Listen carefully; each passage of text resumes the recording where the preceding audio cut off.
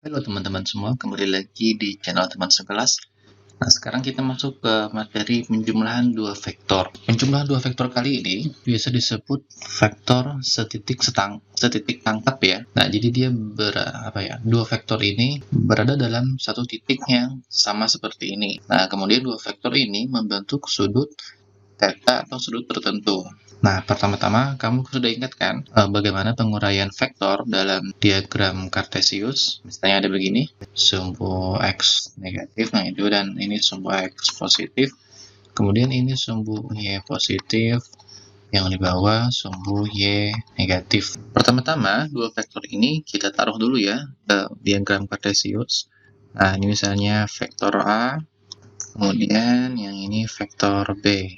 Kamu masih ingat kan cara penguraian vektor? Nah, kalau misalnya vektor A ini berada di antara dua sumbu X dan sumbu Y, itu bisa kita uraikan ke sumbu X dan sumbu Y. Untuk komponen vektor A di sumbu X, maka itu akan kita namakan sebagai AX.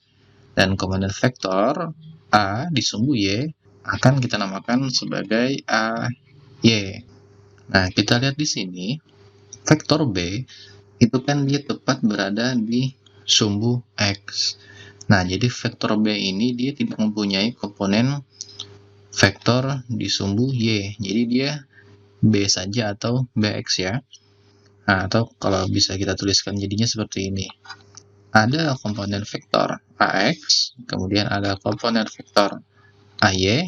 Nah, AX untuk menentukan komponen vektor AX, kalau sudutnya di sini ya, untuk menentukan nilai komponen vektor AX, kalau sudutnya di sini ya.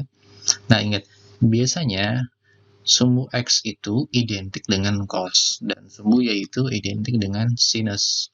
Jadi bisa kita tuliskan di sini, A dikali cos theta. Dan untuk AY, itu perlu dijabarkan lagi jadinya A sin theta. Nah, ini kalau kamu mau lihat bagaimana kenapa bisa sampai seperti ini, kamu cek di video sebelumnya di penguraian vektor ya, untuk lebih jelas. Nah, kita lihat di sini B. B itu hanya berada di sumbu X ya. Jadi nilai vektor B ini untuk Bx sama saja dengan B itu. Nah, untuk komponen B, Y-nya dia sama dengan 0. Kenapa sama dengan 0? Nah, sebenarnya gini, untuk komponen di sumbu Y, ya kan sebenarnya B dikali sinus theta. Nah, untuk vektor B, dia kan mendatar membentuk sudut 0 derajat terhadap sumbu X kan. Nah, sinus 0 derajat itu bernilai 0. Jadi berapapun nilai B, kalau dikalikan 0, tetap hasilnya akan 0 juga. Nah, setelah penguraian vektornya, sekarang kita akan menjumlahkan komponen-komponen vektor ini. Vektor A ditambah vektor B, nah ini bisa kita tuliskan ya. Kita uraikan semua komponen-komponennya. Vektor A tadi kan kita uraikan menjadi AX ditambah AY, dan vektor AY kemudian ditambah komponen vektor B tadi B saja atau BX saja ya. Nah, ini kita bisa kumpulkan jadinya sesama komponennya ya. AX ditambah BX kemudian ditambah AY. Untuk di sumbu X kita memakai satuan topi, dan di sumbu Y kita memakai satuan JP. Nah, untuk membedakan bahwasanya ini berada di sumbu X dan ini berada di sumbu Y. Nah, sekarang kita uraikan lagi nih. Di gambar ini, komponen vektor AY dengan AX dan B itu saling tegak lurus kan? Nah, maka kita bisa menggunakan penggunaan contoh konsep Pythagoras dalam melakukan penjumlahan AY, AX, dan B. Jadinya seperti ini, akar AX ditambah BX, kemudian pangkat 2, I topi, ditambah AY pangkat 2, Y topi. Nah, jadinya seperti ini ya, akar, kemudian AX ditambah BX, kita kuadratkan, ditambah AY pangkat 2. Mirip seperti rumus Pythagoras ya. Nah, I topi dan J topi itu kenapa di sini tidak ada lagi? I-Topi itu kalau kita kuadratkan, I-Topi dikali I-Topi ya, maka dia akan bernilai 1. J-Topi juga sama, kalau di situ dikalikan, J-Topi dikali J-Topi, maka dia akan bernilai 1.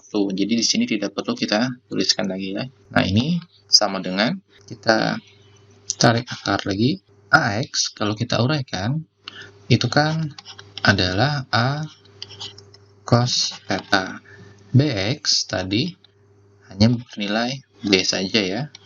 Kemudian ini kita kuadratkan, ditambah AY, nah ini A sin theta kuadrat.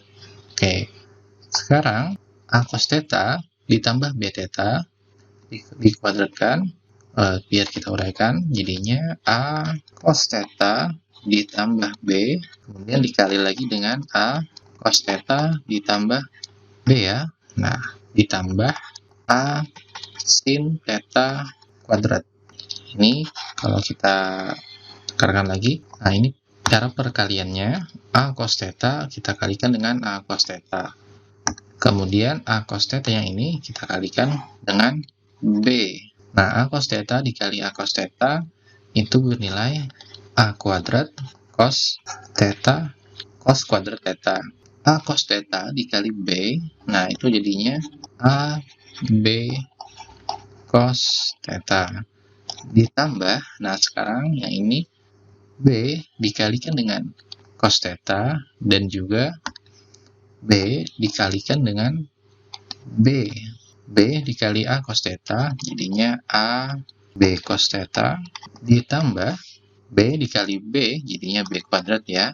Nah, ditambah A sin theta kuadrat itu jadinya A kuadrat sin theta sin kuadrat theta. Nah, sama dengan, kita lihat yang ini, A B cos theta ditambah A B cos theta, ini sama ya, A B cos theta ditambah A B cos theta itu sama dengan 2AB cos theta. Kemudian, ini kan A kuadrat cos theta dengan A kuadrat sin theta, biar kita dekatkan, ini A kuadrat cos kuadrat theta ditambah A kuadrat sin kuadrat theta. Nah, ini kita dekatkan ya. Nah, ini kan AB cos theta ditambah AB cos theta tadi sama dengan 2AB cos theta. Nah, tersisa B kuadrat ya, ditambah B kuadrat. Nah, kita lihat di sini, ini kan A kuadrat ya, dan ini juga A kuadrat. A kuadrat dan A kuadrat yang ini bisa kita keluarkan, jadinya seperti ini nih. A kuadrat dikali cos kuadrat theta ditambah sinus kuadrat theta ditambah lagi 2AB cos theta ditambah B kuadrat. Nah, di persamaan trigonometri, cos kuadrat theta ditambah sin kuadrat theta itu nilainya sama dengan 1 ya. Nah, jadi ini sama dengan 1. Berarti kan A kuadrat dikali 1 sama dengan A kuadrat saja ya. Oke, ini bisa kita tuliskan di sini. A kuadrat. Nah, kemudian di sini kan ada B kuadrat ya, ditambah B kuadrat, ditambah 2AB cos theta. 2AB cos theta. Oke, jadi inilah persamaan yang akan kita gunakan untuk menjumlahkan dua vektor yang setitik tangkap ya.